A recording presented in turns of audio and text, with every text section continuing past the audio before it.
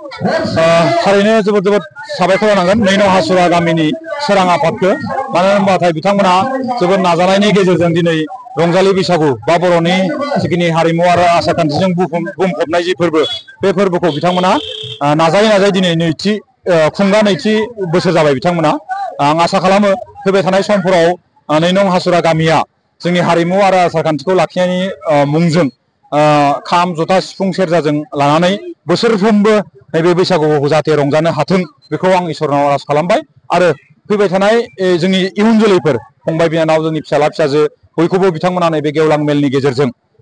सांग्रांथि होनायजों लोगोसे थुनलाइयारि बादायलायनाय गेलेनाय बादायलायनाय बायदिसिना हाबाफारि रं बेरंनि हाबाफारि लानानै बिथांमोना नैबे बैसागुखौ खुंदों आं आसा खालामो फैबाय थानाय समफ्राव बिथांमोननि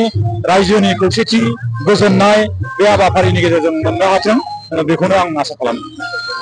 थारैनो नैनं हासुरा गामिनिफ्राय आंनो गोबां लुफुंनो थाखाय माखासे मानि बा मावफुंनो होनो थाखाय गोबां बिथांमोना खोन्थादो बेनि गेजेरावनो नैबे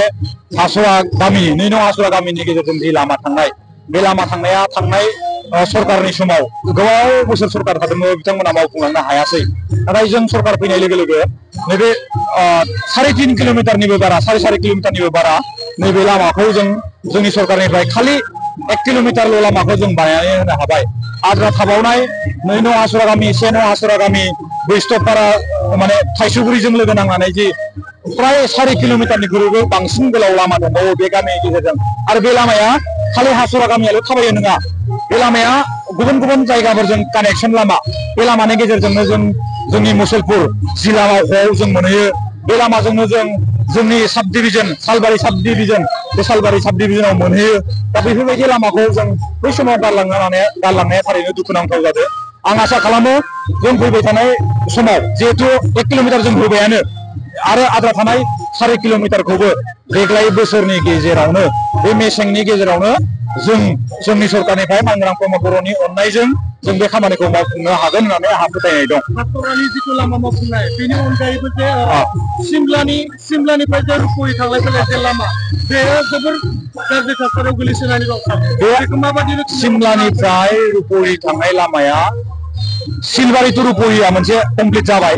आरोबाव सिमला टु रुप'हियानो आरो दोंसे लामा जायखौ नोंथाङा सोंदो बे लामाया थांनाय बोसोराव ससे जादों माइनाव बाजारनिफ्राय भुयापारासिम जादों देग्लाय बोसोराव आरो ससे जाबावगोन राबां बर' बाजारनिफ्राय बेटबारि सकसिम बेबो इतिमध्य खामानिखौ मावसिगोन गाबोन समनियानि गेजेराव अब्ला आरो लामाया आरो ससे थाबावगोन बिदिनो ससेनि गेजेरजों जों नैबे लामाखौबो मावफुंनानै होनो हागोन होनना आंहा फोथायनाय दं आरोबाव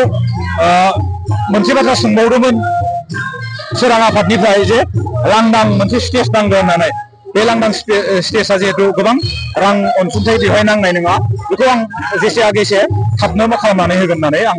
दिनै बिथांमोननो खोन्थालांदों जे लांदां स्टेजखौ जों थाबैनो मावफुंनानै होगोन सोलोंथाइ बिथिङावनो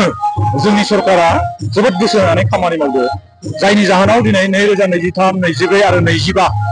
2023, 24, 25नि गेजेराव आसामनि बिथोराव चिरां जिल्ला आरो बाक्सा जिल्लाया कन्टिनिउ बोसोरथाम जों फार्स्ट जानानै फैबाय देग्लाय बोसोरावबो बाक्साया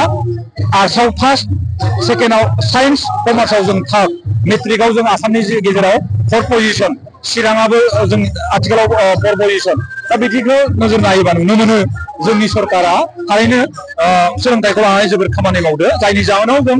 आसामनि गेजेरावनो बोसोरथाम कन्टिनिउ जों सेथि नैथि थामथि जायगाखौ जों आवग्रिबोबाय दं आरो बेजों लोगोसे जों फरायसुला फरायसुलिफोरखौ फरायहोनायनि थाखाय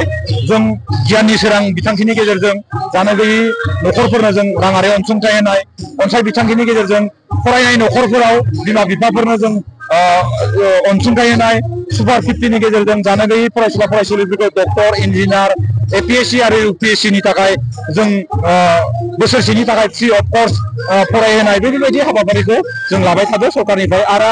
जों फिथाइबो मोनदों मानो होनोब्ला 2023 आरो 24 मायथाइयाव कक्लाबारि समस्तियाव गिबि खेबनि थाखाय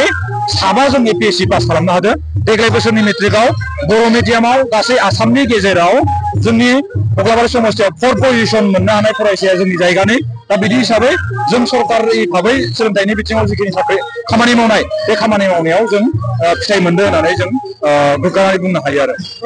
रंजालि बैसागुआ गुबुन गुबुन जायगाफोराव बैसागो फोरबोखौ लादों आरो बे लानायाव जोंनि हारिमु आसार खान्थिफ्रा जोबोरैनो बेरखांदों आरो बे हाबाफारिखौ जाहाथे कन्टिनिउ जोंनि बर'फ्रा जोंनि खाम सिफुं सेरजाखौ बावाबासिनो अरायसमबो रंजाबाय थागोन होननानै आं इसोरनाव आरज गाबो आरो